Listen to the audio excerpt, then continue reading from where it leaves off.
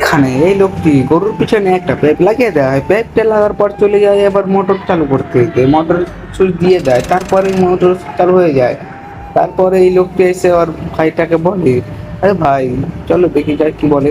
তারপর ওর ভাইটিকে বলে, আরে ভাই কাম হয়ে গেছে, আমি পাইপ লাগিয়ে দিয়ে মোটর চালু করে দিয়েছি।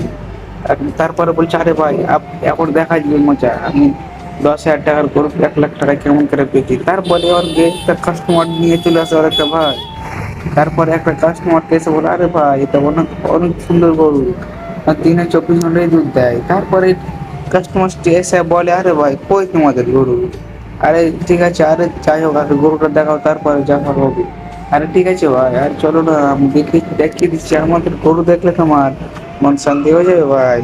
আরে ঠিক আছে চলো, আর গরুটা দেখাও, তারপরে যা হওয়ার হবে, তারপরে যা বলবে বলবে।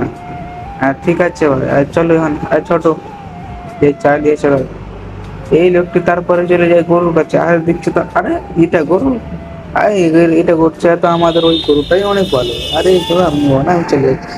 আরে ভাই তারপরে বলে, আরে ভাই একটু খারো, আরে দেখো তো দুধ দিচ্ছে এরকম, আর আহা তো। তারপরে কি বলে, আরে তো দুধ দিচ্ছে 24 ঘন্টায়, কি দুধ দিচ্ছে নাকি? হ্যাঁ আরে ভাই হ্যাঁ 24 ঘন্টাই দুধ দিচ্ছে, এমনি কি বলছি আপনাকে এত সুন্দর দুধ যাই পাবেন না।